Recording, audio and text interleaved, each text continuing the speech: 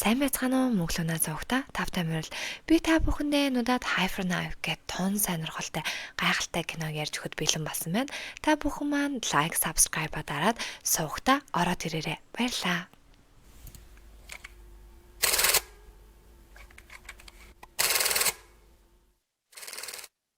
Кино маань түргэний машинаар би нилээн муу байгаа ахыгаа авчирж байгаа мапын дүнрээр эхэлнэ.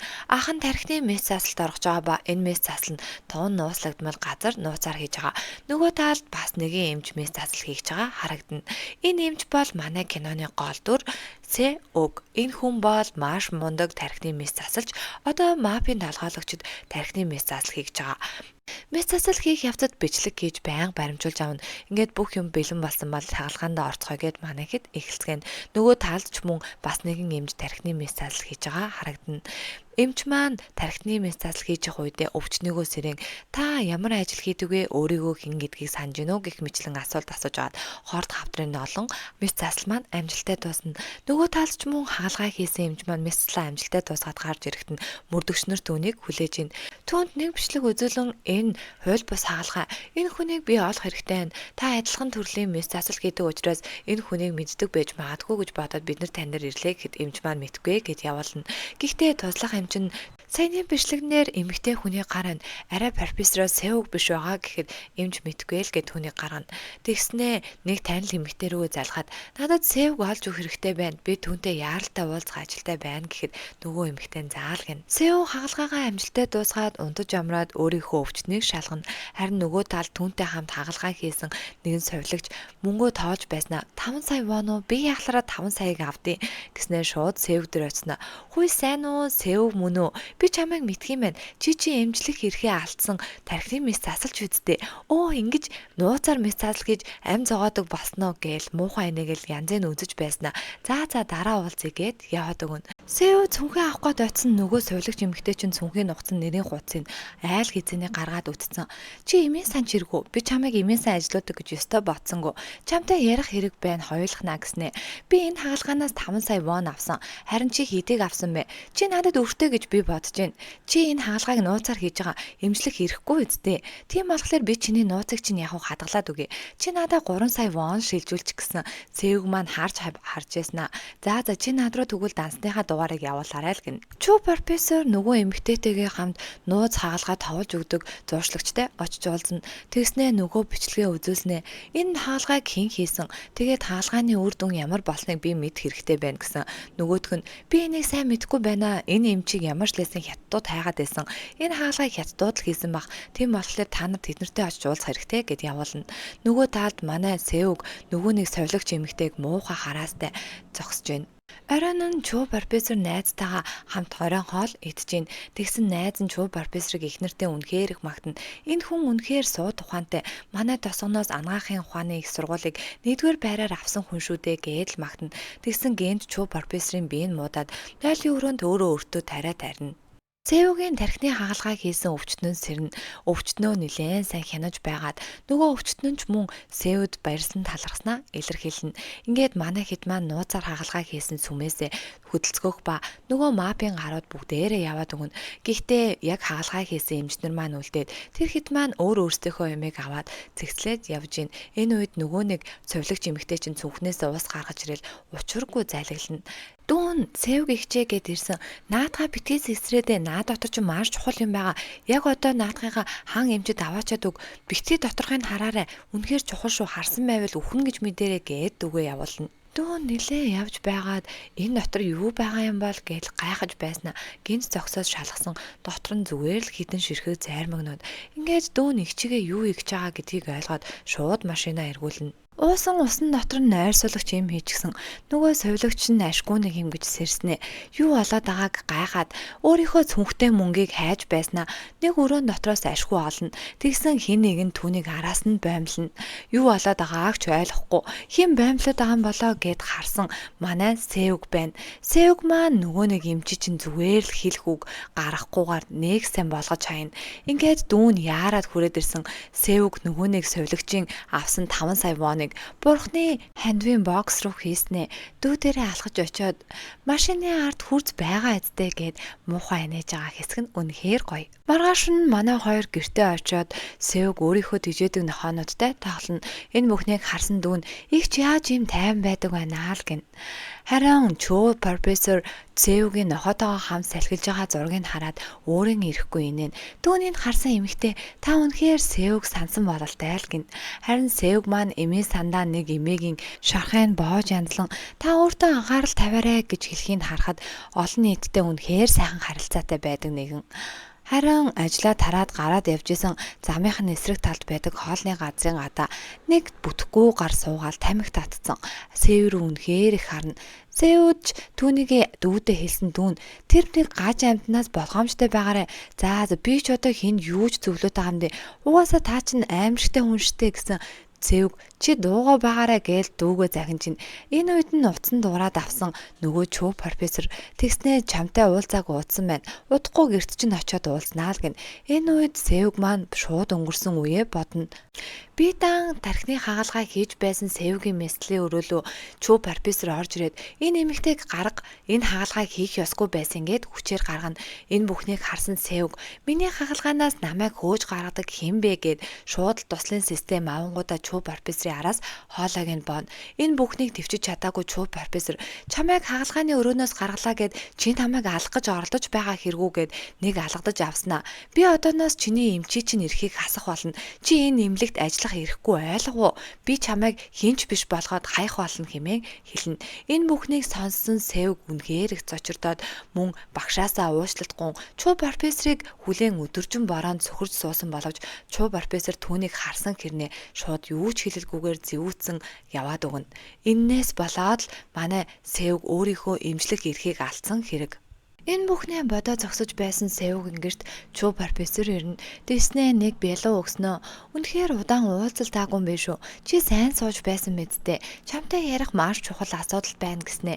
Нөгөө нэг бичлэгийг гаргаж ирж үзүүлээд энэ хагалгааг чи хийсэн мэдтэй. Энэ хагалгааны үр дүн ямар болсныг би мэдмээр байна. Миний бие том муу байгаа. Би маш ховор төрлийн тархины хорт хавдар тулсан. Тиймээс чи надад хагалгаа хийх хэрэгтэй байна гэхэд Сэвг түүнийг сонсноо. Яагаад би гэж гэснээ амар чанга мухагаар инээн. Тэгснээ та тэр хайртай шаваараа хийлгээчтэй. Эмчлэх ирэхгүй надаар хагалгаа хийлгэн гэж юу яриад байгаа юм гэсэн Чөө профессор би өдрөө тавалчаад чам руу залгаяа л гин. Энэ бүхнийг дэвчиж чадахгүй Сэвг багш руугаа үнэхээр их уурлана. Тэгээд гарч ирээд багш нь нилээн биеийг мууцсан уу яасан. Биеийг салгалаад өөртөө нөгөө тариагаа тарих гад гаргаж ирсэн. Санамсаргүйгээр тариагаа газар унгаач нь. Тэгээд яг авахгаа тонгоохт нь Сэвг хажуу талаар нь тариаг нь өшөглөөд зөрнө. Тэгснээр шууд Чөө профессорыг үнэхээр хорсолтой харж байснаа тариан дээр нь шууд гიშгээд хагалж нь. Энэ бүхнийг харсан Чөө профессор хөөхий юу ч хийж чадахгүй тэр доор л тийчгэнэ. Ингээд Чөө профессорын ч бие муудаж түргний тэрэг дуудан Чөө профессорыг аваад явна. Хөөхий Сэвгийн дүүн Чөө профессор санаа зовоод л үлдэнэ. Харин энэ бүхнийг холоос хэн нэгэн ажиглаа зогсож ба нөгөө хоолны газрын гадаа байсан танхаа амтан байна. Сэвг анагаахын сургуулийн оюутан байхдаа боосноос ирсэн Чөө профессорын тухай мэдээллийг уншаад үнэхээр их баярлан яаран түүнтэй уулзахаар гүйж очино. Энэ үед Чөө профессорыг хүлээж угтаж авсан нэгэн анагаахын эмч багш "Өө манай сургуульны ядаргаатай оюутан байдгийн байнга янз янзын юм асууж идэг хил ам сугалж гад" гэх мэтлэн Сэвгийн тухай ярина. Чөө профессор өрөөгөө янзалж исэн чинь Сэвг маань амар хурдан гүйж ирснэ. Нөгөө багшигаач таахгүй "Чөө профессороо сайн байна уу? Та сайн авч ирсэн үү? Би танаас юм асуухаа таныг үнэхээр удаан хүлээлээ" гэснээр шууд л семинарынхаа материалыг гаргаж өгснөө. "Энэ материал зөв байна уу? Би зөв уншилсан байна уу? Та нэг шалгаад өгөөч" гэл Чөө профессор түүнийг шалгаснаа дүгнэлт бичээд өгнө. Үүнийг харсан Сэвг үнэхээр их баярлаа шүнжин ундахгүй. Түүн дээр нь perfect гэд биччихсэн. Ингээд манай Сэвг ундаж чадахгүй шүнэн багш нар очсноо. "Багшаа та надад бүх зүйлийг заагаад өгч. Би таны мэддэг бүх зүйлийг сурмаар байна" гэж багштай хэлснээр багшийнхаа сэтгэлийг хөдөлгөнө. Хан эмч өөрийн гэсэн жижигхэн эмнэлэгтээ эмнэлэг рүүгээ орох гээд явж байсан Чөө профессор үүдэнд нь хүлээж ийн. Чөө профессор багшийн тухай яриад "Мөн чи үнэхээр дайжгүй эмнэлэгтэй. Гэхдээ эмчийн цалингаар ийм эмнэлэгтэй болоход хэцүү ах та. Наадханыг хараад надад дүгнээд өгөөч" гэсэн хан эмч түүнийг харж байснаа. "Энэ өвчтөн хэн гэдгийг мэдгүй ч гэсэн та өөрөө энэ өвчтөнд хагалгаа хийхэд болох юм шүү" гэхэд Чөө профессор "Би яаж өөрөө өөртөө хагалгаа хийх юм бэ? Та нар надад хийгээд өгөөл" гэж хэлнэ. Ингээд чуу профессортой ярилцсан хан эмч Сэвг ятгахаар түүний гэрт ирнэ. Тэгээд хэдүүлэн энэ хаалгыг нь хийгээд өгчээ. Чамаас юу унах юм бэ гэсэн Сэвг. Үгүй би чуу профессорыг үнэхээр сайн мэднэ. Түүнд би огт хаалгаа хийж өгөхгүй.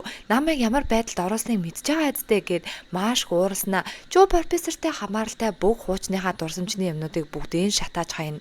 Маргааш нь ажил дээрээ бодол алдсан зогсож байсан Сэв дээр хоолны газрын нөгөө танхаа амтан ч ирснэ. Хүй хөөхнөө юу хийж байгаа юм? Чам шиг ширүү ааштай эмэгтэй надад үнэхээр таалагддаг. Хоёлаа нэг сөөвл орж нэг сөөжөө уйлдаа гэжсэн хамт ажилладаг эмэгтэй нь ороод ирнэ. Тэгснээ за бодож байгаад хэлээрээ заа гэж муухай нэгэд гарна. Сэв юмнуудаа зэгцэж байсан цонхоороо харсан нөгөө нэг хоолны газрын танхаа амтан чинь ихчигээ үнэхээр амар зодож байна. Энийг харсан Сэв за хоёлаа хамт хоол идэ. Би бүр амар өлсөд байна. Замын эсрэг талын хоолны газар орё гээд л нөгөө хамт ажилдаг хүүхнээ дагуулад орчин. Танхаа гарчин Сэвг харснаа төлөндөө зүүсэн цагдаа нарын хяналтын бугуйчийг харуулад хөөхий нөгөө өгчин нүүр ам нь нилээн хөөхнөөц болсон. Манай хоёрт хоолыг авчирч өгнө. Нөгөө танхаа гарчин загас авчирч өгснө. Сэв чи идэ. Чамд би зориуж үнгүү өгч байгаа юм гэх шиг. Сэвгийн утсан дуграад хан эмж өнөөдөр нэг яаралтай хагалгаа гараад ирлээ. Чи ирч чадах уу гэсэн Сэвг. За би яаралтай ажилтаа олчлоо гэд гараа явна. Хагалгаа хийх нууц газраа очиод хамаг хувц сунраа солиод бэлтэн дүүрүүгээ залгасан чинь дүүн уцаа авахгүй. Энэ үед дүүн эгчийнхээ хуучин байсан зургийг авсан хамт ажилдаг байсан эгчтэй нуулзаад манай эгчид яг юу тохиолдсон юм бол та надад хэлээд өгөөч гэсэн нөгөө эмч нь манай Сэвг үнэхээр мундаг эмч байсан. Эмнэлэгт ажилдаг байхад нь Бостон руу явах шинэ эмчийг тодруулах байсан. Гэхдээ тэр эмч нь Сэвг гэж өөрийгөө бодож исэн боловч өөр хүнийг сонгосон. Үүнээс болоод Сэвг маш хуурлаад чүү профессортэй очиж маргалдан яахлаараа тэр чадваргүй амтныг явуулдیں۔ Би илүү чадвартай байсан. Намайг Бостон руу явуулах ёстой байсан гэж чүү эмчтэй маргалснаас болоод чүү эмчид нилээн сайн алгадуулж авсан. Ингээд л тэр хоёрын харилцаа үүнээс хойш нилээн муудсан. Сэвг өөрөө дур мэдэн хагалгаа хийж түүнийг нь харсан чүү профессор түүнийг хөөж гарган эмчлэх эрхийг хүртэл хассан. Тэгээд л тэр хоёр түүнээс хойш огт харилцаагүй байгаа гэж түүнд хэлнэ. Шүнжэнгөө хаалгаа хийлгэх хүнээ хүлээсэн Сэвг угаасаа хаалгаа хийлгэх хүн байгаагүй юм шиг байна гэд гараад ирсэн чүү профессор өөдөнд нь хүлээж ин. Тэгснээ би чиний эмчлэх эрхээ чинь үгүй. Тэгээд мөн Бостон руу явуулъя. Харин чи миний хаалгааг хийгээд өгөө гэхэд түүний сонсон Сэвг би таны хаалгааг хийж өгч чадахгүй. Та зүгээр л өмнөх үеэ дурсаад ганцаархнаа хотын захын эмнэлэгт өөрийгөө ямар байснаа бодоод дурсаад өхүүл зүгээр юм шүү гэд хэлчихнэ. Чүү профессор өөрийнхөө шавь руу залгаад чи над руу нөгөө нэг эмийг явуулах боломж байна уу? Миний эм дуусж байгаа. Чи хизээ ирэх вэ? Би бас хаалгаандаа орох хэрэгтэй байна гэхэд нөгөө шавь нь би удахгүй очноо 14 хоногийн дараа л гэж хэлнэ. Гэхдээ чүү профессорын би үнэхээр муу. Харин Сэв гэртээ байж хат нь гэрийнх нь гадаа хин нэгэн хараа зогсож байна. Үүнийг харсан Сэв хин гэдгийг очоор шалах гад тамхиных нь ишийг харсан нөгөө нэг тамхи нь хоолны газрын танхаа гарын татцаг тамхи байх нь тэр гэрлүүгээ харж яваад нутгийнхаа хоёр ахтай таарсан. Өө нэрээ хоолны газар хаагдж байгаа юм бэлээ. Дүүн шоронгоос гарч ирээд эгчигээ зодоод мөнгө нэгсээр агаад эгчэнд хөөрхий аргаа бараад хоолныхоо газрыг зарж байгаа гэсэн гэдгийг дуулсан Сэвг. Тэр муу яахлаараа миний хоолны газрыг хаалгадаг байна. Муу новш гээд л уурлана. Түүнийг харсан дүүн эгчээ та дахиж битгий хүн алаарэ. Амбал надаа заавал шүү. Битгий аал гэсэн Сэвг заа гэж хэлээд л манай хоёр явцгаана. Маргааш нь Сэвг нөгөө хоолны газараа ирчихсэн туун ууртай сууж ин. Нөгөө танхаа гарын ашгүй цагдаагийнх нь бугуйч нь байхгүй болсон. Тэгээд гадаа зогсож байсан Сэвг хоёлаа нэрээ нэг сүүж уух уу чи тгий гэж хэлсэн мэт гэсэн нөгөөдг нь тийм ээ хоёлаа үнэхээр гоё тохирно штэ гэл манай Сэвг шууд уух юм дотор нойрсуулах юм хийгээд нөгөө танхаа гартаа чинь хээр таарснаа. Хүй чи наашаа суучих гэж суулгаад галуу өдөр байна. Амчин цангаж байгаа зү наатахаа уу гэсэн нөгөөдг нь хүүе чи надаа одооноос анхаарал тавиал ийм хунар хүртэл бэлдээ юу гэд нөгөөдг нь ууж эхэлнэ. Манай Сэвг чи манайд ороод ирээ гэд гэрлүүгөө оруулснаа. Энд суу гэд нөгөөдг чинь суулгаал туун тав тухтай байлгана. Нөгөөдг нь ч бөөн баяр мангартаж байснаа унтаад өгнө. Нүдэ нээгээд харсан айл хизэнэ Сэвг маань хаамаг юмаа бэлтчихсэн. Нөгөөдгний чин гар хүлийг хүлчихсэн. Нөгөө танхаа гарч нь бүр Сэвгийг хараад гайхаа цочроод юу болоод байгааг ч ойлгохгүй. Тэгээд Сэвг маань харж байснаа. Яасан гоё нөө чамд таалагдж байгаа үсттэй гээд лаваа хайснаа шууд нэг хутаг гаргаж ирээд л хоолойг нь хэрччихнэ. Севг үнэхээр гоц ухаантай, маш сайн мэс засал хийдэг. Мөн түүнтэйгээ адилхан үнэхээр сайн хүн алдаг бололтой. Тэгээд бүх юмаа дуусныхаа дараа дүүрүүгээ залгаад би нөгөө зоогийн газрын танхаа амьтныг цааш нь харуулчлаа гэд хэлнэ. Түүнийг сонсон дүүн "Игчээ та надаа амласан мэдтэй" гэд ойрлсон Севг тоож байгаа ч юм алга. Би түүнийг зохицуулах болохоор чи очиод гэрээ цэвэрлэе л гин.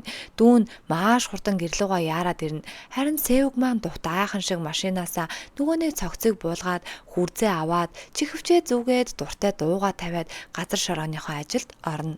Хөөхий дүүн бөөр суртацтай хамаг хувцас тайлаад цэвэрлэгээнийх нь багажнууд нь бүгдээрээ бэлэн нөгөө аллагын нотлох баримтуудыг бүгдийг шатааж хаяад шууд гэрлүүгөө очиод лээд гэрлээ тусаагаад тусгай байцаар цуснуудын уул муурыг бүгдийг нь мүлгэж цэвэрлэнэ.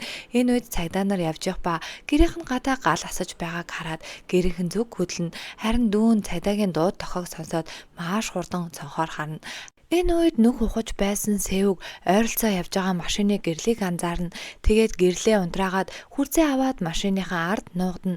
Харин цагдаа нар гэрийнх нь гадаа ярьжгсэн тэр хавийг шалгаастай хин нэг нь нөгөө цогц руу гэрэл тусгаад Севг хэн гэдгийг мэдгүй болохоор нуугдаж байгаад боломжийг ашиглан түүн рүү дайрна. Гэхдээ нөгөө хүн нь Севг рүү хурц гэрэл тусгаад Севг хэн байдаг билээ гэд харсан чинь нөгөө хүн нь өөрийнх нь багш Чуу профессор байна. Ингээд манай киноны 2 дугаар анги дуусж байгаа.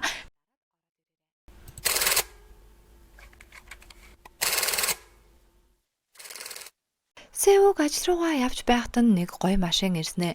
Уучлаарай, их сургуулийн эмнэлэг хаана байдаг вэ гэсэн Севг түүнийг зааж өгсөн. Тэгээд ажил дээрээ очисон нөгөө зам асуусан хүн нь багшийг нь тэрвэрээд сүйд болж ин багш нь ч өмнө нь инээж байгаагүйгээрээ инээж байгааг харсан Севг гайхаа зогсчил хамт ажилдаг хаа эмчин ирснэ. Багш үнэхээр сайхан ааштай багш үг нь багшийн найз ирсэн болохоор гэсэн Севг аа л гин. Ажлаа тараад явж байсан Севгтэй хамт ажилладаг совилогч их чинь таарснаа. Чүү профессор маргааш их мэс засалтаа үнэхээр их санарч байгаа бололтой. Учир нь найздаа хийн штэ гэсэн Севг сонсноо. Надад маргаашийн хуваар дээр ямар ч мэс засал байгаагүй штэ гэсэн. Чи орохгүй мэлгүй дээ хаа эмчийг л аваад орох байлгүй гээд л хэлнэ. Тэгсэн түүнийг сонссон Севг шууд л хаа эмч дээр очсноо.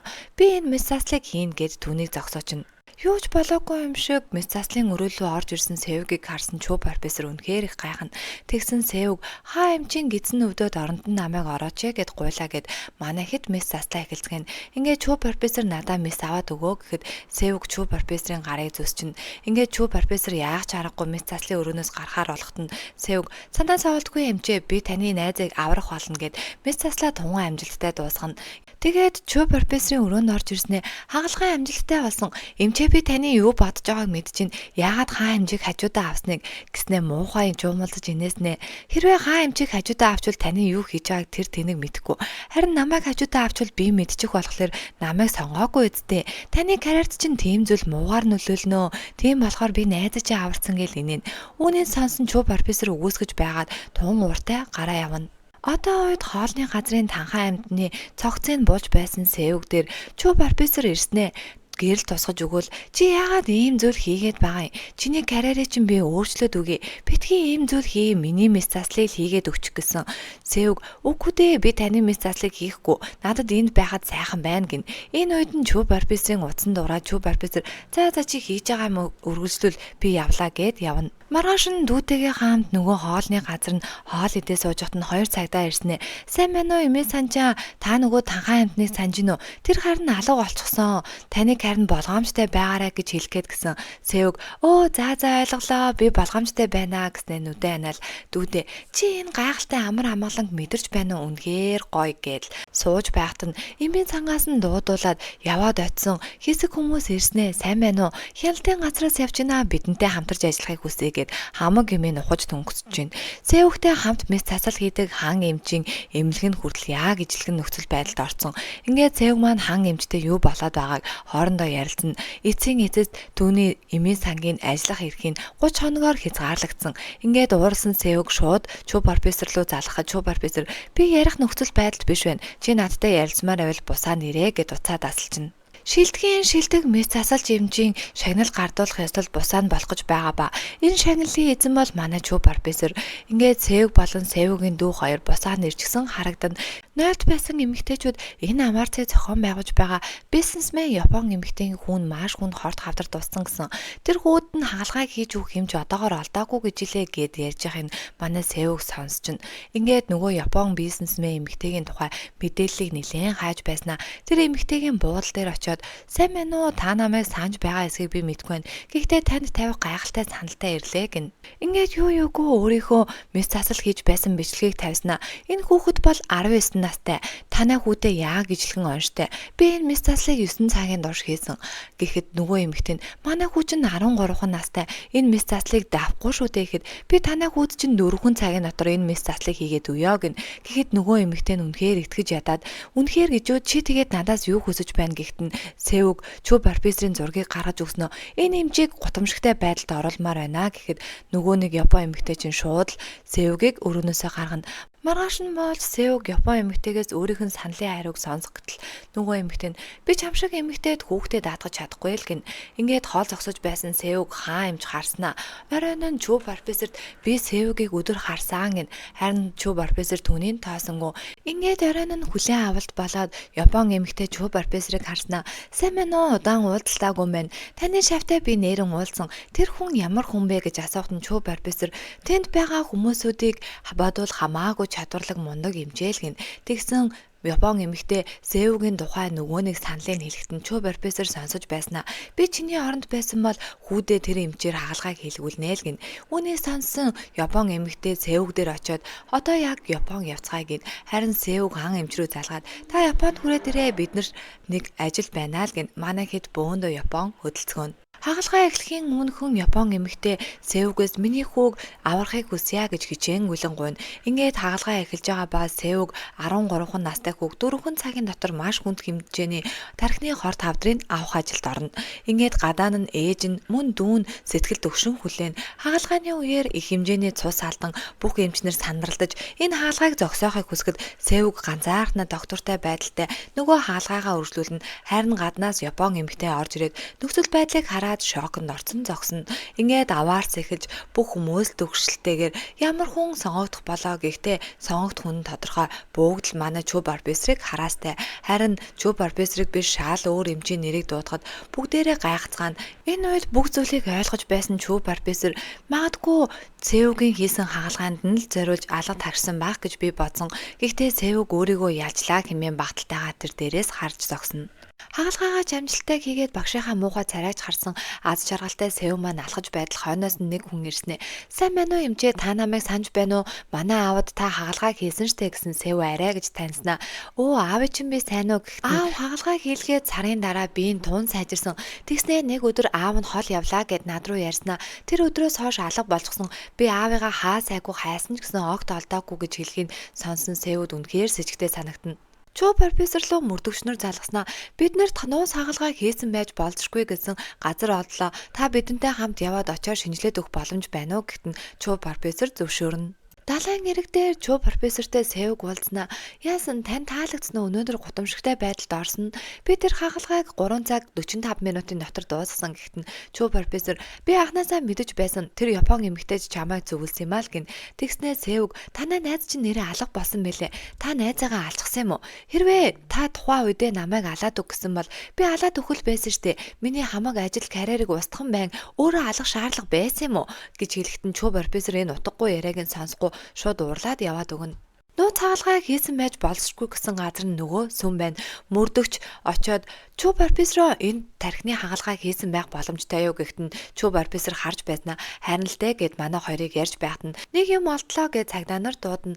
Тэгсэн сүмийн хажуухан талд нь цогцос газар доор болцсон байх ба нөгөө цогцыг ухаад гаргаад алийн нүүрэн хэсгийг харъя гэд онгойлгосон нөгөө совилогч эмэгтэй цогцос энийг харсан Чү профессор нэгийг бодсон бололтой. Чү профессор эмнэлэг дээр нэг сувилагчаа Сеугийг хаана байгааг асуухт нь нөгөө сувилагч нь би сайн мэдгүй байна өчтөр эмээгийнх руугаа яваад өвлийн хувцас аавна гэсэн өнөөдөр ажилдаа ирсэнгүй л гэж хэлнэ. Тэгсэн Чү профессор хаа эмчиг дуудаад хоёулаа хамт Сеугийн эмээгийнх руу явъя гэд тэр хоёр гэрийн зорино.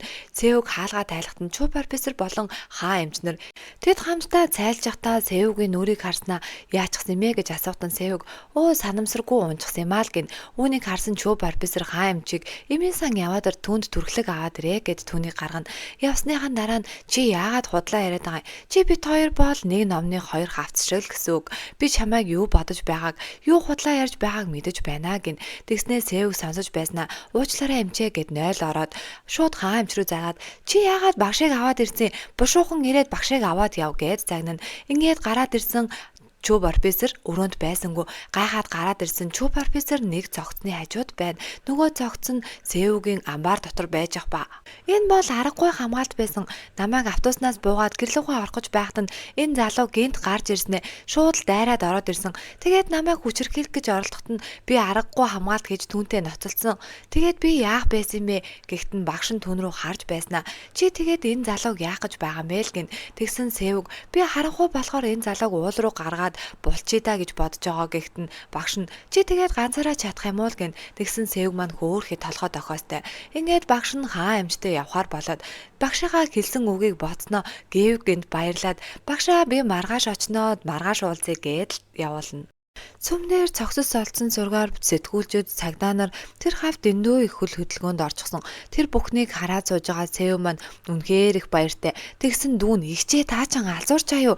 Яалаараа гимт хэрэгтэн бэжж гимт хэрэгийнхаа газар дээр ирдгийн гэсэн.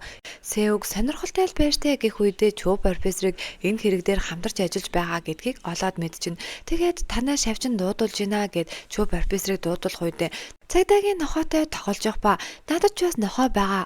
Би нохоонд үнэхээр хайртай л гин. Тэгээд Чүү профессорт та яахлаараа энд байдгийн. Танд хагалгаа хийж өгөхгүй гэсэн болохоор цагдаа нартай хамтарч байгаад энэ хэргийг илчлээд намайг барьж өгөхийг хүсэе юу? Надтай адилхан мэдтэй та найзыгаа алсан гэдгээ яагаад хүлээн зөвшөөрөхгүй байгаа юм? Би найзаа чинь заавал олох болно гэд уурлаад яваад өгнө. Маргааш нь найзынхаа нь хүүн хэржгсэн аавын маань энэ газар харсан гэд над руу нэг хүн залгсан. Энэ галзуугийн эмнэлэг байсан байлээ. Гэхдээ энэ эмнэлэг одоогоор ажиллахгүй байгаа. Хоёулаа хамт очиод шалгасан дээр байхаа л гин. Харин энэ нь үнэхээр эргэлзээтэй. Совилогчийн биеийн задлан шинжилгээнд оруулна. Мөрдөгчийн дуслах нь энэ бүхний хойноос мөрдөн. Харин совилогчийн хувцснаас нь ямарваа нэгэн зүйл олдно. Оройн хоолнд мөрдөгчийн дуслах мөн Чүү профессор 3 хамт хоол идчих ба мөрдөгчийн дуслах нөгөө нэг эмэгтэйн хувцснаас нь нэг зүйл алдсан. Энэ ямар нэгэн амьтны үс бололтой л гин. Гэхдээ шинжилгээ нь өгчихсөн байгаа ямар амьтных гэдг нь одоогоор тодорхойгүй гэхэд Чүү профессор түүнийг сайн харна. Севг нөгөө алга болсон ахын хүүтэй хамт хаагдсан галзуугийн эмнэлэг дээр ирнэ. Тэдэнд лөө мэдээлэл өгсөн хүн нь өмнө нь би энэ эмнэлэгт хамгаалагч хийдэг байсан. Танай аав чинь толгойнхоо ард талд маш том хагалгааны сорвтой мөн бидтэй. Би та нарт илүү мэдээлэл олж өгье гэд манай хэд нөгөө эмнэлэг рүү орно. Тэгсэн нөгөө хүн чинь тэгтээ тэр аавын нэг хүн эргэж ирдэг байсан гэдгсэн. Севг шууд л Чүү профессорын зургийг харуулснаа. Энэ хүн мөн үл гин. Харин нөгөө хамгаалагч ах чинь би сайн санахгүй байна. Гэхдээ би аав чинь нотлох илүү нотлохоо надаа байгаа. Хамт ажилдаг байсан хүнд маань танаа аавын зураг байх ёстой гэд нөгөө хүн рүүгээ залгасан нөгөөдг нь би уулан дээр явж гинэ гэхдээ орой гэртээ очиод зургийг нь явуулъя л гэд ингээд манай хэд хүлээхээр болно. Чүү профессорын туслах эмэгтэй задлан шинжилгээний эмчтэй хамт хоолнд ороод юм уугаад инээлдээ сууж ин. Тэгсэн Чүү профессор залгаад юу болж байгааг нь асуухад нь битгий санаа цаваа би задлангийн эмчийн амын хангалттай сайн тагласан гин. Харин Чүү профессорын санаа намарсан харагдана. Арай болж нөгөө зураг явуулна гэсэн хүн нь байхгүй. Тэгсэн алга болсон ахын хүн чи биднэрт худлаа ярьлаа гэд нөгөө хамгаалагч ах руу дайраад тэр ахыг дүлгээд унгаачихсан чинь баахан шилнүүд гарт нь зогтчихно. Харин Севг тэр гарыг нь цэвэрлэх гэж байгаад бэлэгийг нь онгойлгосон нөгөө алга болсон ахын үнтэй бүгж нь байна. Энэ үед нөгөө хамгаалагч ах чинь тэр ахын бүгжийг аваа зүүжгсэн. Намайг уучлаарай би салгаж чадахгүй байсан гэд уйлсан. Энэ хоёрыг яриаг сонссон ахын хүү шууд л нөгөө хамгаалагч ах руу дайраад бүгжээ авах гээд ноцолдож байна. Энэ үед гадаа харанхуй бороо орж ба Севг тэр хоёрыг зогсоох гээд очих гэсэн боловч тэр хоёр даанч хавцлын уруу унчина.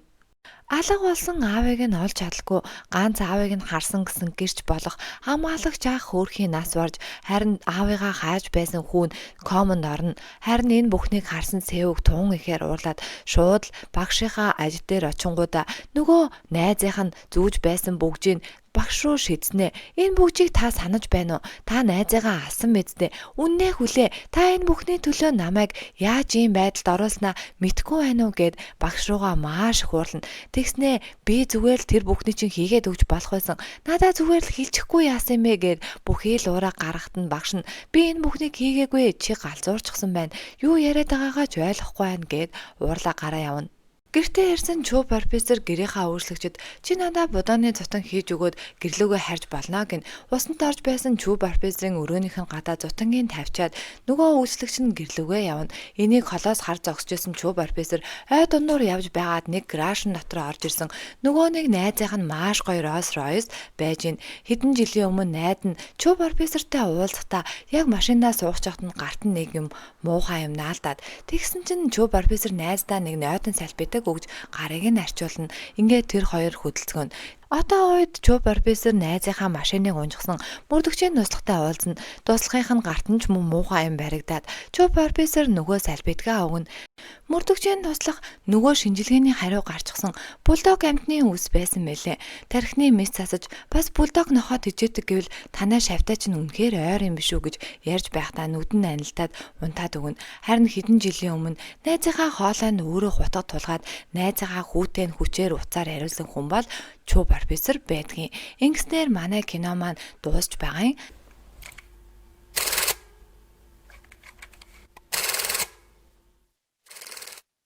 Чүү профессор найзыгаа хамгийн сүүлийн удаа хүүтэй нуцаар яриулна.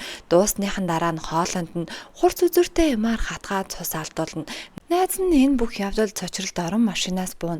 Харин одоо үед найзынхаа зүүж байсан бүгжийг гаргаж ирээд туслах эмэгтэйгээсээ энэний тухай юу мэдэх вэ гэж асуухад нь нөгөө эмэгтэй нь та надаас нохоо шувуу байдаг. Чон ихтэй уул хаана байдаг вэ гэж асуух үед надад их сэжигтэй санагдсан. Тэгээд би таныг дагаад явсан нөгөө найз чинь хаднаас унаад буугаад ирсэн. Харин би хүн алах алуурчин биш учраас тэр хүнийг өөрөө аварсан юм аа л гин. Гэхдээ танд мэддэхгүйгээр би тухайн үедээ зогцуулсан.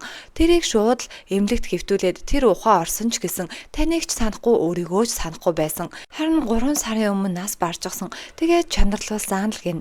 Хайж байсан хүн нь алдаагүй. Тэр хүнийх нь хүүхэд нь одоогоор хэцүүхэн байдалд орчихсон. Ингээд зэв маань сэтгэл санаагаар унаад хоолоож идэхгүй ан агнуурт л явна. Харин дүүн түүнийг ингэж болохгүй ихчээ гэхтэн сэвг уурлаад дүүгээ явахыг хүснэ. Алан болсон ахын хүүгийн Гион гэдэг комонд орчихсон байгаа түүн дээр Чүү профессор ирснээ эмчт нь түүнд анхаарал хандуулаарай гэж захиж явна. Сэвг цайдагийн газар мөрдөгч яг юу болсон тухай асуухт нь Сэвг та нар яасан юм ойлгодоггүй юм бэ? Тэр хамгаалагч ах чинь шагналын мөнгө авах гэж худлаа аавынхын тухай ярьсан. Харин хүүн аавыгаа олохын тулд тэр хамгаалагч ахтай тэмцэлцснээс болоод тэр хоёр маргалдаад л тэндээс унчихсан. Энэ санамсаргүй явдал байсан гэд Гигионыг ирэх гээд эмнэлэгдээр ирсэн Чүү профессортэй таарна. Чүү профессор түнд нэрэн совилогч эмэгтэй цогцноос бульдог нохооны үс олцсон гэсэн Сэвг үнэхээр гайхна. Тэгснээ өө нэр миний гар маань уламл хөдлөхгүй жоохон хэцүү болоод байгаа. Чи хизээ надаа мэс заслаа хийх вэ гэсэн Сэвг би танд мэс засал хийхгүй хоёулаа дахиж уулзахгүй бай гэд Чүү профессорыг орхиод явна. Мөрдөгчийн туслах Вангил алга болоод 7 хоног цайдагийн газраар нэгэн болоод цайдагийн ажилтан алга болчихсон юу болоод байгааг бүгдээрээ ойлгохгүй энэ хэрэгтэй зайлшгүй холбоотой гэж бодож гин гэд түүний утасны хамгийн сүүлчийн дуудлагуудын шалгасан Чүү профессортэй ярьсан байна. Цайдагийн газар ажилдаг бууны нохоо мафийн туслахтай уулзаад энэ зууршлаг залууг хайж байгаа. Энийг хэрвээ олчих юм бол мафийн толгойлогчийг хаалгаа илгэсэн гэдгийг мэднэ. Мөн цайдагийн ажилтан алга болчихсон болохоор та нарыг ч сэжгэлж магадгүй гин. Мөрдөгч Чүү профессортэй уулзаад яагаад өөрийнх нь туслах Вангилтай уулзсныг асуухад Вангил над руу залгасан надад чиний тухай юм хэлье гэсэн. Гэхдээ миний бие тэр өдөр муу байсан болохоор түүнтэй уулзаагүй гин. Мөрдөгчийн утсан дуурайд нэг цагдаа нь би гэрээс нь очиж асуулаа. Туслах нь Чүү профессорыг оройжонгоо гэртээ байсан гэдгийг баталж гинаа л гин. Сэвгийн гэрт хан эмч ирээд би чинь гайгүй юу сав менежер үнэхээр их санаа зовж байлээ гин. Сав менежер гэдэг нь Сэвгийн дүүн. Тэгснээ чамайг хаашаач явсан сав менежер угаасаа дааж явна. Чамд ямар их анхаарал тавьдгийг чи мэдгүй болохоор л ингээд багшиг байна гин. Хэдэн жилийн өмнө сав менежерийн биеийн муу тархиндаа маш хүнд хорт хавдартай байхад нь хан эмч болон Сэвг хоёр очин бидэнтэй хамтарч ажил тэгвэл бид хоёр чиний хагалгааг чинь үн төлбөргүй хийгээд өгөх болно. Чи битгий өгөх гэж яраа чамд нас байна штэ гэд хагалгааг нь хийснээр хагалгаа нь амжилттай болоод манай сав менежер аврагдсан байгаа юм. Үүнээс хойш манай гурав байнга хамт ажилладаг болсон. Сав менежер эмийн сан дээрээ цэвэрлэгээ хийгээ зогсож байсан мафийн туслах ирснээ чи ганцаараа байгаа мó чамтай уулзах хэрэг байна гэд сав менежерийг аваад явна. Маргааш өглөө нь Сэвг сав менежерт жуус авчраад оруулаад өгсөн өрөөндөө байхгүй. Тэгээд уцаар ирсэн "Игчээ би хичээл дээрээ байна" гин хичээлийнх нь өвдөнд очсон байхгүй. Дахиад уцаар ирсэн "Би завгүй байна. Найзуудтайгаа хамт кино үзлээ" гэд уцаа таслана. Харин нөгөө менежер нь "Тэр хүнийг хэн алсан? Яг үннээ хэл. Та гурав гурвуулхнаа байсан. Нэг нь манай ажилтан, нэг нь танаа эгч, нэг нь чи байсан. Тэгэхээр тэр сувилагчийг хэн алсан гээд л байцааж ин." Харин Сэвг кино театр дээр очиод киног дуусгахыг хүлээд л гадаа нь зогссон боловч дүүн гарч ирсэнгүй. Ингээд залгасан мафийнхан Сэвг дуудана. Мөрдөгч өмнө нь хууль бус 8 хийж байсан нэг залуутай уулзах ба тэр залуугаас минь захирлын дугаарыг өгөөдгөө гэд авна. Харин тэр минь захирал гэдэг хүн нь хууль бус хаалгыг зохион байгуулдаг нөгөө зохион байгуулагч түүн рүү залгахт нь нөгөөдг нь шууд чуу профессор руу залгаснаа. Над руу сая мөрдөгч залглаа. Би түүнтэй удахгүй уулзах гэж байгаа. Намайг та нар юу ч мэдэхгүй гэж бодож байна уу? Хэрвээ намайг хамгаалвал би чиний шав эмэгтэйгийн тухай юу ч хэлэхгүй л гин. Харин чуу профессор чи мөрдөгчтэй уулзах хэрэггүй надтай шууд уулз. Хоёлаа хамт уулзаад тухтайхан ярилцъя гэд манай хоёр уулзалтахаар болно. Чүү профессор минь захирлыг нууц гэртээ дуудуулаад чи энд одооноос байрлаж болно. Энэ байрыг надаас өөр хүн мэдгүй л гин. Нөгөө минь захирал чинь бөөн баяр. Та яагаад надад ийм сайхан аашлаад байгаа юм? Таны хөсөр хайсан тэр хэрэггүй шавийнхаа төлөө би ийм зүйл хийлээ гэж үү? Тэр яг ямар учиртай хүүхэн ингээл чүү профессороос нэлээд юм асууж эхэлнэ. Тэгснээ арай тэр совлогч эмэгтэйг тэр эмэгтэй алцсан биш үсттэй гэж хэлэхэд нь чүү профессор мааш муухай харснаа. Босч ирээд нөгөө минь захирлын арт таалд нь гараад хоолойг нь хэрччин. Гэхдээ энэ нь азар чуу профессорын төсөөлөл байсан. Нөгөө минь захирал руу чинь мөрдөгч залгаснаа би уулзах газраа ирчихсэн байна. Чи хаана байна гэхт нь минь захирал уучлаарай мөрдөгчөө би завгүй байна. Дараа тантай уулзъя гэд уцаа салгана. Тэгээд чуу профессорын талд ажиллахаар болсон гэдгээ хэлнэ. Мафийнхны гэрд Сэвг ирчихсэн дүүгийн нэг өрөөнд сөхрүүлээ суужсан хөөхий цус нүжтэй хайлчсан байна. Түүнийг харсан Сэвг удахгүй их чинь чамайг аварнаа гэсэн харцаар хараад мафийнхны толгойлогчтой уулзна. Тэгсэн нөгөөтг нь би ч үнэхээр хүн таних чадвартай юм а. Чамайг ширүүн хүүхэн гэж мэдсэн л дээ. Гэхдээ энэ хэрэг арай л хитэрж байна. Намайг хүмүүс хагалгаа хийлгсэн гэж мэдэж болохгүй гэд харин Сэвг тийм ээ би тэр совлогч эмэгтэйг алжсан. Гэхдээ энэ бол миний хэрэг. Битгий та нар оролцоод бай. Би өөрийнхөө хэргийг өөрөө шийднэ гэхэд нөгөөтг нь энэ залууг чи танин үздэ. Энэ бидний тухай мэдээлэл хэлж магадгүй үүнийг зохицуулаа л гин. Дүүгээ аваад Сэвг гэртээ ирсэн. Гэрт нь галт хөмөр болж ин нутгийнхаа хүмүүс хүүе эмийн санжаа та чин хайччдсан бэ? Танай гэр чин гайгүй. Гэхдээ амаар чин шатаад ах шиг байна гэд хэлсэн. Миний амаар бишээ тэр чин нохооны өөр шүү дээ гэд яваад очисон бүх нохоонууд нь хөөрхий шатаад өвчгсөн байна. Энэ бүхнийг харсан Сэвг маань үнэхээр их цочролд орно. Чүү профессорын туслах эмэгтэй түүнтэй ярин бүх юм ном ясар боллоо. Гэхдээ тэр эмэгтэй намайг үнэхээр их санаа зовоолж байна гэхтэн чүү профессор битгий санаа зов. Угаасаа Сэвг над руу залгаж ийн гин. Сэвг түүн рүү залгаснаа. Та яг одоо хаана байна? Би тантай уулзах хэрэгтэй байна гин. Чүү профессор машин дотроо хүлээгээ зогсож байсан. Сэвг шууд араас нь ирснээр машинаараа мөрөгчн. Тэгээд дахиад ухарж байснаа. Дахиад л чүү профессорын машины араас мөргөн. Чүү профессор аргаа бараад өөрөө машинаасаа буугаад гадаанаа зогссон боловч Сэвг чүү профессорыг дайрч чадахгүй зөрөөд явна. Маргааш нь хаан эмч гэрт нь ирээд яагаад ийм юм болчих вэ гэд асуусан. Дүүн мэдгүй. Гэхдээ эгч цагдаа нарыг харгалсан. Цахилгааны утаснаас болоод гал гарчихсан юм шиг байна гэд эднэрийг явуулсан гин. Харин Сэвг өрөөндөө нохооныхоо хүзөвчийг хараад үнэхээр их гутраад маш их гунигт автсан харагдана. Минь захирал Сэвгийн гэрт ирснээр та нартай уулзаагүй уудсан байна. Надаа нэг тусгай өөрсүүлэгч гарч ирсэн. Та нар тэр мэс заслыг хийн үздэ гэхтэн хаан эмч бид нар дахин чамтай нийлж ажиллахгүй гин. Тэгсэн нөгөөтг нь юу яриад байгаа юм бэ? Бид нар чинь олон удаа хамтарч ажилласан мэт гэд ярьж байхад нь Сэвг ирснэ. Чам шиг амьтантай бид нар хамтарч ажиллахгүй. Тийм болохоор чи одоо яав гэд уурлана. Нөгөөх нь та нар надад өртөө бидтэй гэд уурлахыг нь харсан Сэвг шууд босч ирээд хоолойг нь араас нь боон алах гэж оролдоно. Гэхдээ азар энэ нь зөвхөн Сэвгийн төсөөлөл. Тэгснээ за тэр мэс заслыг чинь хийгээд манайхэд тохиролцсон. Нууцаар мэс засал хийх газар нь маш том хүлэг онгоц.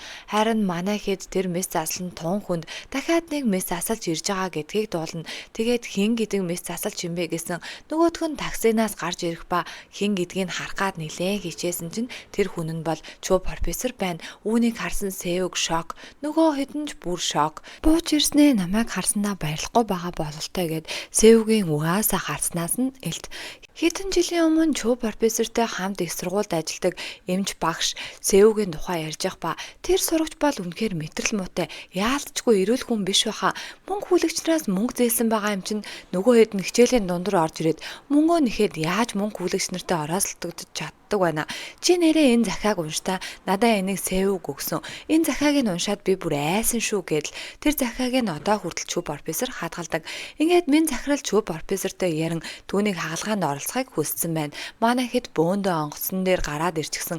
Өөрсдийн өрөөлөгөө орох гээд явж байна. Харин Чү профессорыг харсан Сеуг үнэхээр дэвчиж чадахгүй. Яалаараа Чү профессорыг авчирдгийн гэсэн минь захирал битгий санаа зовоо энэ үнэхээр хүнд хагалгаа. Гэхдээ өнөөдрийн гол мэс асалж бол Чү профессор чи биш гэдэл Сеугд анхааруулна. Хан эмч соо менежер хоёр хагалгаа хийх өрөөлөгөө орж ирээд тоног төхөөрөмжүүдийг харснаа вау ямар хүн хагалгаа хийх гэж байгаа юм болоо. Үнэхээр баян бололтой гэд хоорондоо ярилцгаана. Харин Сеуг онгоцны эрэг дээр зогсчихсон нас барсан нохоонуудынхаа хойноос гашууд нь хажууд нь Чү профессор ирснэ. Яагаад ингэтлээ баргаар царайлаад байгаа юм? Цагдаа нар чиний хойноос шинжлээд нохооны чинь үсийг олоод авчихсан байсан.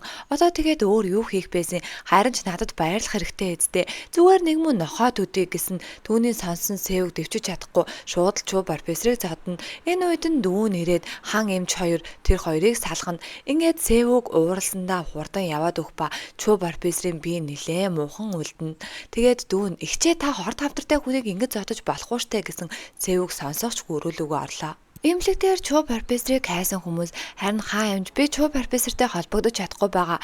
Хувийн ажилтай гээд чөлөө авчихсан юм шиг байлээ. Би холбогдох гээд үзьгээд явна. Харин онгоцны буудал дээрээс Ким эмч бууж ирэх ба Ким эмч нь Чү профессорын бас нэгэн шав. Харин Чү профессорын туслах эмэгтэй түүнийг гэрт нь аваачаад та тав тухтай байгаарай Чү профессор аялалд явчихсан гэд түүнийг орхино. Хагалгаа хийлгэх хүнтэй Чү профессор уулзна. Нөгөө хүн нь өөрийн хүсэлтээр заавалжгүй өөрийн хагалгааг Чү профессороор гардуулан хийлгэнэ гэд тэгээд хагалгаагаа орой хийлгэхээр болсон. Ингээд манай хоёр юм хунар ярьцгаана. Харин манай гурав өглөөнийхөө хоолыг идэж явахдаа энэ хагалгааг хийлгэх хүн хэн юм болоо гэд минь захирлаас асуусан. Минь захирал та нарт огт хамаагүй маш чухал бурхан шиг хүн байгаа. Тэгэхээр цайгаа сайн уугаад амарч байгаад орой хагалгаандаа ороорой гэхтэн хан эмч Ким энтэй юм байна л та гин. Харин нөгөөдхийн сонссон манай хоёр юу шашны удирдагч Ким энтэй юу гээл бүгдээрээ гайхацгаана. Цагдаагийн газар цагдаагийн мөрдөгч туслах алга болчихсон. Алга болоод 2-7 хонж байхад ямар ч сураг ажиг алга энэ одоо юу болж байгаа юм гээд нилээн ахмад нь уурлана. Харин мөрдөгч маань надад 7 хоногийн хугацаа өгөө гэд 7 хоногийн хугацаа авсныхаа дараа нөгөө нэг хууль бус 8 хийдэг залуутай очиж уулзаад алей бидэндээ хамт яваад байцаалт өгөөдгөө гэд нөгөө залууч нь аваад явна. Оройж болж хагалгааны цаагч төхөн Чү профессорын бие нэг л таагүй өөртөө нөгөө чухал тариагаа тариад сууж ийн. Харин хувц салах өрөөнд хувцаа цолиод байж исэн. Сеуг ирснээ таны бие чинь муу байгаа гарчин салгалж байгаа бидтэй. Гэрвээ эвгүй болвол надтай байраа сольж болно шүү гэж хэлнэ. Харин Чү профессор тийм шаардлага гарахгүй болохоор зүгээр өрөөнөөс гар гэд түүнийг гаргана. Хагалгаач эхэлж манай хэд мэс асалтаа орцгоон хан эмч мэдээ алдуулагчаар Чү профессор дурангаар харин Сеуг хамар хэсгээр нь хорт хавдрыг авж байгаа бол сувилагчаар нь манай соо менежер ажиллаж байгаа. Соо менежер маань хичээлдээ явж байгаа ба энэ нь хамгийн анхны мэс асал. Мөрдөгч хууль бус 8-аачин аваад ирчихсэн. Чи нөгөө минь захирлын дугаарыг надад өгөөдөх. Түүнтэй би яаралтай уулзах хэрэгтэй байна. Өмнөх дугаар нь холбогдохгүй байгаа гэсэн. Нөгөөх нь би танд бүх дугаарыг өгсөн мэзтэй гээд л уурлана.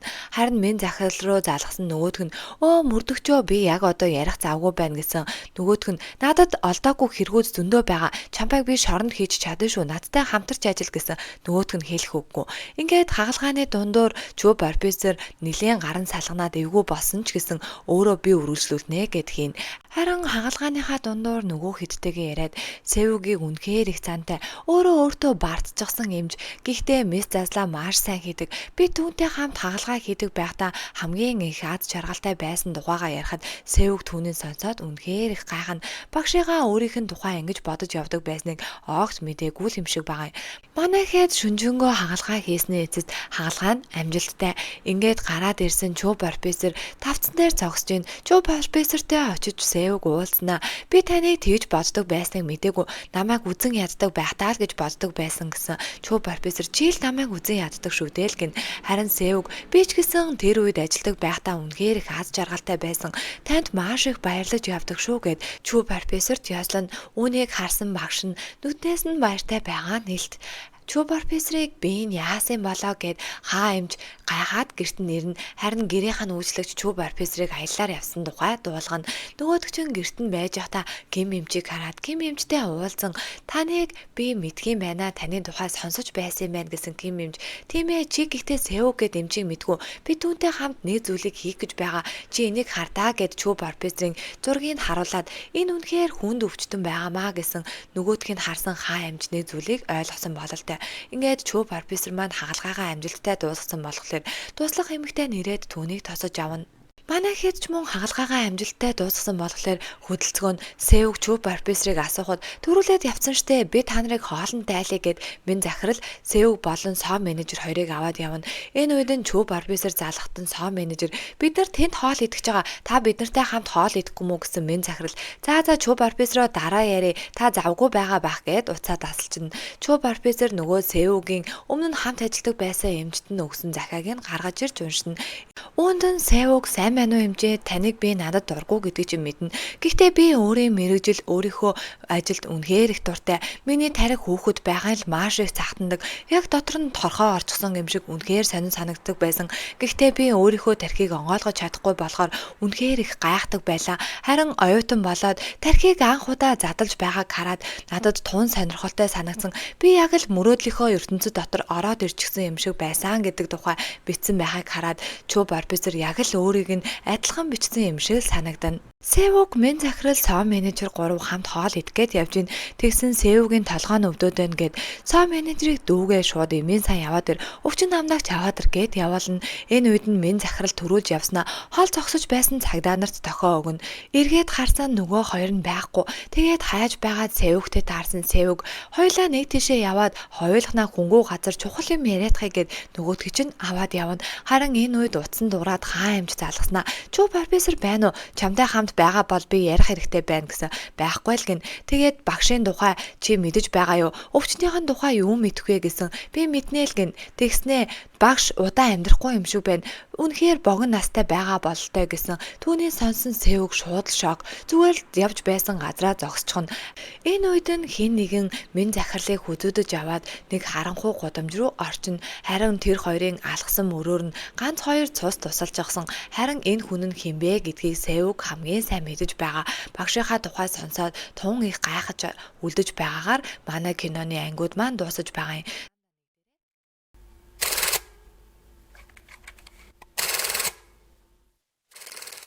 Севугийг гайхаа зогсож байхад нь дүүн ирснэ. Игчээ би им аваад ирлээ гэд игчээгээ харж байсан зүг рүү харсан тэнд хэдэн тусал цус урсчихсан. Харин толоос цагдаа нар ирж байгааг анзаарсан дүүн игчээгээ газ чирээд хоёулаа тэндээс холдоо зугтана. Харин Севугийн утсан дээр нэг мессеж ирээд байршил заачсан мөн наанаасаа хурдан зугт гэсэн мессеж. Тэр байршлаар нь яваад очисон машины түлхүүр орхигдсан байна. Түлхүүрээ аваад манай хоёр тэндээс хөдөлцгөөн. Харин Севуг маань хаа эмчтэр уцаар яриад чи сая юу гэд байсан бэ? Чам шиг амтан юугаа мэддгийг чи зүгээр л багшийн тодорхой мэдээллийг шинжилгээний хариунуудыг бүгдийг над руу явуул чам шиг тэнэг амтан аварч чадахгүй болохоор би авран заа юу гээл шууд хаа эмчээс уцаад аслана. Мен захирлын цогцын мөрдөгчнөр харанхуй гудамжнаас олно. Маргааш өглөө нь Аалан Ким эмч рүү Чүү профессор залгаснаа. Би чинээ явуулсан шуудан авлаа. Гэхдээ хитрхи цөөхөн юм шиг санагдаж байна гэсэн Аалан Ким эмч уучлаарай багшаа. Надад олж чадах нь л энэ байлаа гин. Нөгөөх нь урд талд нь худлаа шошго наажсан маш хүчтэй өвчин намдагч тарианууд. Севуг хаан эмчийн явуулах Чүү профессорын шинжилгээний хариу болон имран зургийг хүлээн харин дүүн ирснээ та Чүү профессорт хагалгаа хийн үсттэй тэр хүнийг заавал аварны үсттэй ихчээ гэдэл асууж ин харин нөгөө зургнуудыг харснаа Севуг маш ихээр гайхан айгүй хэцүү байгаа гэдгийг ойлгож эхлэнэ. Минь захирлын биеийн задлан шинжилгээнд оруулна. Задлан шинжилгээ хийсэн эмчин та нар үүнийг хардаа 2 хавирганых нь голоор 1 см-ийн өргөнтэй хурц мэсээр шууд дэлгүүрэн зоож дотор цус алдалт бий болгон алсан байна. Энийг бол анагаахын мэдлэгтэй хүн л хийж чадна гэхэд мөрдөгч түүнийг сонсоод эвгүй байдалтай зогсно. Тэрээр ажил дээрээ очин юу болж байгааг эргцүүлэн суухт нь нөгөө гудамжинд нь муухан бичигдсэн камерыг цагдаа нар шүүгээд байж гин. Мөрдөгч маань тамхи татан бачууран зогсохдоо өмнөх юмаа бодож тэр өдөр яалтчгүй Чүү профессорыг харсан бололтой. Хан эмч өөрийн ажлаа дуусган эмнэлэгтээ буцаж ирэхэд нь Севуг болон Сом менежер хоёр түүнийг хүлээж ин манай гурав хамт хооллон ойр зургийн юм ярилццгаана. Севуг Чүү профессор тагалхаа хийхээр шийдсэн гэдгийг хэлэхэд нь Сом менежер үүнийг сонсоод гайхахын зэрэгцээ баярлаж хүлээж авна. Харин хам эмч өө тийм үү чи тэгж шийдсэн бол би ч гэсэн хамт хийнэ л гин. Аалан Ким эмчийг Чүү профессор эмнэлгийнхаа захирал удирдлагуудтай танилцуулна. Үүнийг холоос харсан эмчнэр нь гоё юм аа Аалан Ким эмч нь угаасаа амар чадварлаг гээдтэй гэж хоорондоо ярилцгаана. Хан эмч Чүү профессорын MRI зургийг харснаа энэ биднэрт үзүүлж байсан зургнаас шал өөр байна гэхдээ Севуг харин тийм ээ тийм болохоор хагалгааг найшлуулах хэрэгтэй. Мөн хагалгааны дундуур артерийн судас солих үйл ажиллагаа явагдах байх гэснээр сонссон нөгөө хэд маань гайхацгаана. Харин эмнэлэгт энэ хагалгааны тухай гарчсан мөн хин хийх юм болоо Аалан эмч болон Чүү профессорт хоёр хийх байхдаа энэ хоёр чинь шилдэг эмчнээ л гэж ярилцгаана. Энэ тагалгаа нь маш хүнд бараг л боломжгүй хагалгаа. Чүү профессор Аалан Ким эмчээс яасан эмчийн удирдлагуудтай танилцсан хэцүү байсан уу гэсэн нөгөөтг нь үгүй эмчээ би харин Севуг эмчтэй л танилцгаад тэсгэн ядан догдолж хүлээж байна л гэнэ. Хагалгааны үйл явцыг сонссон дүүн "Игчээ та энэ хагалгааг хийхгүй байж болдгүй мүү" гэхийг сонссон Севуг "Үгүй би заавал багшийг аварна" гин. Энэ үед нь мафийн туслах ирснэ. Чи яалаараа уцаа авдаггүй мэ гэд манай хоёрыг хоолны газар авчирна. Мафийн босс нь "Чи минь захирлыг цааш нь харуулах гээд их ядарсан бах. Гэхдээ тэр хүнийг эрэгтэй хүн хийсэн мэлээ" гэхийг сонсон Севуг "Эр эмэн чухал гэж үү? Үр дүн л чухал үсттэй" гин. Харин мафийн босс "Та нар үнэхээр сонирхолтой хүмүүс юм а. Хэрэгтэй юм гарвал хизээж хамаагүй хэлээрэ" гин. Чүү профессорыг мөрдөгч найз нь хоолны газар дуудана. Ороод яасан юу болсонгийн асуугаа сууж отно. Чүү профессорын утсан дээр нь нас борсон найзынх нь хүү болох Гигио нас барлаа гэсэн мессеж ирнэ. Харин мөрдөгч найз нь "Чи яагаад надаас юм нуугаад байгаа юм? Миний мөрдөгчийн туслах болох ванилийг яах гэж алсан" гэхтэн нөгөөтг нь "Чи юу яриад байгаа юм бэ л гин. Би чамайг мэднэ. Тэр минь захирлыг алж байхыг би өөрийн нүдээр чамайг харсан" гэсэн. Шууд түүнийг сонссон Чүү профессор инээж байснаа. "Чамд ч гэсэн нууц байгаа штэ. Би чиний дэлгэж болохгүй нууцыг чинь мэднэ. Харин чи миний нууцыг мэднэ. Одоо ингээд чи бит хоёр хамт өвхүүл яаж байна гэж асууна. Гигианы оршуулах ёслол дээр Чүү профессор ирж хүндэтгэл үзүүлнэ. Севугч мөн ирж хүндэтгэл үзүүлэхдээ харамсалтай байна Гигион. Гэхдээ аавыг чинь алсан хүн энд зогсож байна гэхийг сонсон Чүү профессор төвчж чадахгүй гараад явна. Харин түүний араас Севуг оцноо. "Багшаа та яагаад найзаагаа алсан юм бэ? Энэ тухай надад тайлбарлаад өг" гэхэд нь Чүү профессор "Тэр мөн овш чамайг авч явах гэж байсан. Тэр бол бизнесмен хүн. Өмнө нь миний шавнарыг авч яваад нохоо гахаа шиг хагалгааг хийлгэж өөрөө мөнгө олж баяжсныхаа дараа шууд л хаяад явуулцдаг. Харин нөгөө хэд нь хинч биш болсныхаа дараа эргэж ирсэн 1-2-оор тогтохгүй эмчнэр байгаа. Тэр хүртэх ёстойгоо хүртсэн" гэхийг сонссон Севуг "Тэгвэл та зөв юм хийжээ" гин. Харин өөрийнх нь талд ороод байсан Севугийг харсан Чүү профессор чи одоо яачаад байгаа юм бэ гэдэл яваад өгнө. Мухарталд орсон байсан мөрдөгч маань нөгөө бичлэгээ шүүж байгаад бичлэгэнд нь Севугийн дүрсийг харна. Севуг болон Чүү профессор хоёр өмнө нь хаалгаа хийж байсан өрөөлөгөө ороод Севуг "Багшаа та яагаад намайг хэдэн жилийн өмнө хайчихсан юм бэ? Таныг алуурчан гэдгийг чинь би мэдчихсэн болохоор ичсэн нүүрэндээ намайг хайсан гэж үү? Үннээ хэлдэ та" гэхэд Чүү профессор "Тийм ээ би ичсэн нүүрэндээ шавьяага хайсан. Би чинь багш хүн байж яаж хүн алах юм бэ? Тэгээд шав маань мэдчихэд байхад би яаж хамт байх юм бэ" гэхэд Севуг "Тэр үед надад үнэхээр гоё байсан. Та надтай адилхан болохоор гоё байсан шүү дээ. Гэхдээ одоо хамаагүй.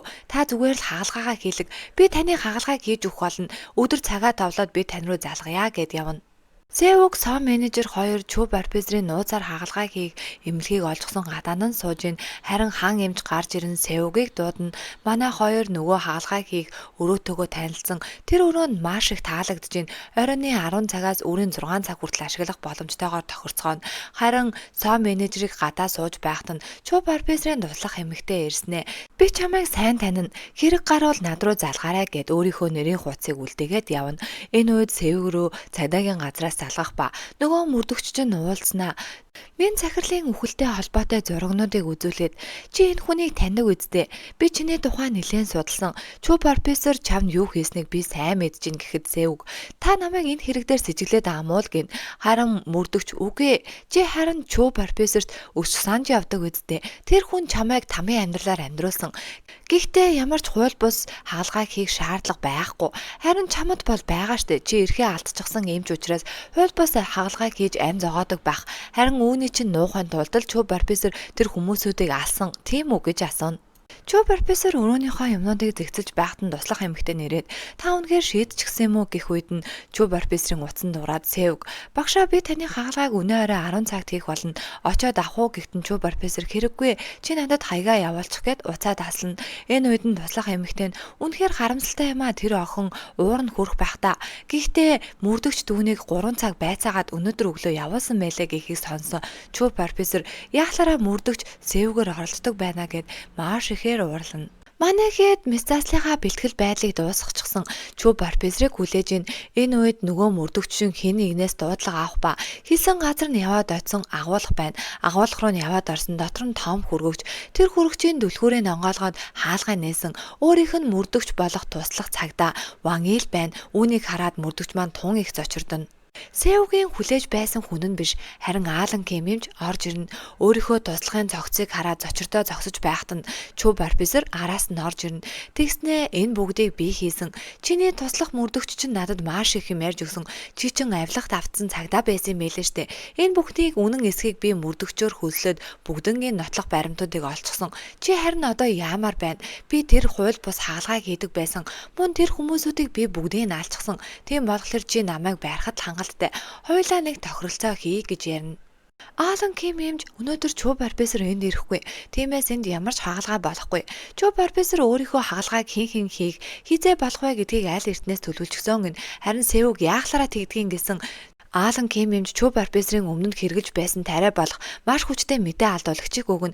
Үүнээс болж мис заслын үеэр хүндрэл гарвал яах вэ гэсэн Севуг би яг одоо багшийг олж уулзах хэрэгтэй гэд уурлаа тэндээс гарна. Хан эмч болон соо менежер хоёртой уулзан энэ хаалгаа сарын дараа болох болно. Чү профессор бүгдийг төлөвлөж өгсөн. Мөн хориотой байсан мэдээ алдуулагчийг хэрэглээд удаж байгаа тухай хан эмчэд хэлэхэд түүний сонссон хан эмч үнэхээр их гайхширч хүлээж авна. Ууралсан Севуг Чү профессорын гэртэнд очиод булан тохоо бүрээр нь хайсан боловч тэрээр байсангүй нэг тишээл явсан бололтой. Харин маргааш өглөө нь нөгөө нэг агуулга дээр чинь баахан цагдаа нар ирж гисэн. Эмэгтэй хүн дуудлага өгсөн хэн гэдгийг тодруулж чадаагүй. Гэхдээ энэ агуулга Чү профессорын нэр дээр байдгийн байна гэд нөгөө цогцыг олчихсан байна. Аалан Кимтэй Севуг уулзнаа. Чү профессор чамд яг юу гэж хэлсэн? Тэр юу сэдэд байгаа юм гэхэд Аалан Ким чи одоо хүртэл Чү профессорыг мэддэггүй хэрэггүй. Тэр хагалгааны ширээн дээр үххийг л хүсэж байгаа. Гэхдээ би чам дээр мөрий тавьчихсан. Чи түүнийг аварч чадна гэсэн итгэлтэй байгаа үстэй гин. Шинээр баригдсан их сургуулийн том хагалгааны өрөөг харуулад бид нар энэ сарын дараа хагалгааг хийн. Хаа эмчийн нэрийг бичсэн байгаа. Гэхдээ чи оронд нь орж ирж хагалгааг хийн. Бид нар артерийн суудсны оронд хөлний сууд сэвэл ямар вэ гэхин сонсон Севуг. Хамаагүй чи өөрөө мэдээд зогсвол наан нь бид нар Чү профессорыг заавал олох хэрэгтэй гэд гараад явна. Чү профессор цэцэрлэг түрээлэнгээр алхаад зугаалаад харин туслах эмэгтэй нэрээд та зүгээр юм уу бүхэл бүтэн сарын турш тэсэх болов гэсэн Чү профессор зүгээрээ би энэ олон жил ажилласан хэрнээ юуны төлөө ажилласан болоо гэд яриа сууж явах үедээ гинт би энэ муудаад харин туслах эмэгтэй нь түүнд санаа зовно. Севуг мафийн толгойлогч дээр очиод та надад туслана гээдтэй юу ч болсон хамаагүй гэсэн надад энэ хэмжээг олоод өг яаралтай гэд түүнээс тусламж гуйна. Харин нөгөөдг нь чи үнэхээр хэцүү харагдаж байна. Өнөөдөртөө манайд хоноод яваа гэд түүнийг амраана. Хан эмч ажлаа тараад явж байхдаа Чүү профессорын туслах эмэгтэй ирээд "Сайн байна уу? Би таныг мэднэ. Та надад туслах боломж байна уу?" гэд түүнийг Чүү профессорын байгаа газар руу явуулж нь тэрээр гэрийнх нь гадаа очиод цонхоор харсан Чүү профессор өрөөндөө ухаан алцчихсан. Харин түүнд тусал хэлгээд арай гэж сэргэн Чүү профессор маань түүнийг ирсэнд гайхна. Харин хан эмч маань "Та яагаад хагалгаа хийлэхгүй байгаа юм? Хэрвээ хийлгэхийг хүсэхгүй байгаа бол би таныг аятаахан асарж байгаад чимээгүйхэн явуулж өгч чаднаа. Би чи мэдээ алдуулагч эмчтэй" гэсэн Чүү профессор хүн болгон тийм амар явахыг хүсдэггүй л гэж хэлнэ. Маргааш өглөө нөгөө мөрдөгччин хэвлэлийн баг гурал хийснэ. Цагдаа болох Вангилийн амь насанд мис заслын эмч Чүү профессор хүрсэн байж болзошгүй гэд түүнийг гэрэлэн сурвалжилж байгааг орон даяар зарлана. Энэ бүхнийг манай хэд маань бүгдээрээ үзэж байна. Чүү профессорын туслах эмэгтэй цоо менежертэй уулзаад Чүү профессорын биеийн туун таагүй байгаа. Тэгээд мөн түүнийг хан эмч асарч байгаа тухай дуулах нь. Гэхдээ хүнд битгий хэлээрэй гин. Гэхдээ юу гэж цоо менежер маань нэгчтэй хэлэхгүй байх вэ? Шууд л түүнд дуулах нь. Сэвг энийг мэдээд мафийн толгойлогчд хан эмчийн байршлыг олоод өгөөч гэж үснэ. Харин тэрээр цайдагийн газар дотор ажилладаг бууны нохойдоо хан эмч гэдэг хүний байршлыг олоодхоо гэд яаралтай түүнд даалгана. Хан эмч Чүү профессортой ярилцсан. "Та яагаад хагалгаандаа орохгүй байгаа юм? Сарын дараа хагалгаандаа орох юм бол та тэр ширээнээр үхэж магадгүй. Танд хагалгаа хийсэн Сэвг үнэхээр их сэтгэл санаагаар унаад тэгээд дахиж хагалгаа хийж чадахгүй байх юм билүү?" Гэхэд Чүү профессор "Тийм ээ, би үнийг л хүсэж байна. Сэвг яг одоо маш их бардан байгаа. Тэр аврахыг хүссэн хүнээ хагалгааны ширээнээр алдчихж л хэрэгтэй мэдрэмжээ авна. Харин үүний дараа л тэр оргил үе дээрээ гарнаа" гэж Чүү профессор хэлнэ. Мөрдөгч маань цайдаагийн дарах загнуулах ба нөгөөдг нь "Чи тэр Чүү профессорыг санал болгосон мэт дээ. Хэрэгтэн гэдгийг ч мэдгүй гэмт хэрэгт туслуулж исэн хэрэггүй. Энэ хэргийг бушуухан хаа. Би чамайг өршөөж чадахгүй шүү" гэд түүнийг загнаад гаргана. Харин энэ үед нь түүнд хин нэгнээс дуудлага ирнэ.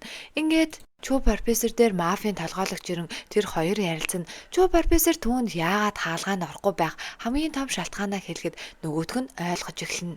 Мөрдөгч нэг газар яваад очсон түүнийг дуудсан болон хүлээж байсан хүн нь Сэвг. Тэгснээ "Та яагаад Чүү профессорыг оролдоод байгаа юм? Түүний зүгээр тайван байлга" гэхэд нь нөгөө мөрдөгч чинь "Чүү профессор бид хоёр нэг тохиролцоо хийсэн. Тэр бүх хэрэгээ хүлээсэн. Харин тэр сарын дараа үхэн гээзтэй. Тэгжиж л би амьд үлднэ" гэхэд түүнийг сонсон Сэвг "Та ч одоо тэнэг юм уу? Тэр совилогчийг бие алсан штэ. Тэр хүмүүсүүдийг бие алсан байхад яахлаараа Чүү профессор бүгдийг хүлээдэг юм. Тэглээж би түүнийг аврах болно. Би түүнд хаалгаа хийх болно" гэд ярьж байхад нь Сэвгийн утсан дээр мессеж ирнэ. Тэгээд тэр мессежийг хараад тун баярлаад машиндаа суугаад хөдлөөд явж байхад нь хажуу талаас нь нэг машин орж ирээд мөргөн. Ингээд юу болчвоо гэж ирсэн нөгөө мөрдөгч чинь Сэвгийг шууд гаргаж ирснэ. "Чи яахлаараа тэр Чүү профессорд хаалгаа хийдэн гэж шууд гарыг хуулах гэж оролдоно. Энэ хаалгаа хийх гэж байгаа гарыг чинь би хуглаад өгье" гэсэн хөөхий манай соо менежер гарч ирээд "Их чи минь битгий зоод" гэд их чигээ хамгаална. Энэ үед уураа барьж чадахгүй Сэвг шууд л хутга гаргаж ирээд нөгөө мөрдөгчийг чинь заамдаж аваад хүзүнд нь хутгаа зоогоод алчна. Энэ бүхнээ дуусны дараа шууд мафийн толгойлогч руу залснаа. "Таны хажууд Чүү профессор байгаа зү? Уцаа өгөөдгөө" гэснэ. "Таны найз нөгөө нэг мөрдөгч чинь миний хажууд уцаар ярих боломжгүй хэвтэж байна. Та яг одоо ганцаараа хүрээд ирээ" гэд уцаа таслана. Чүү профессорыг ирэхэд мөргөлдчихсөн машин.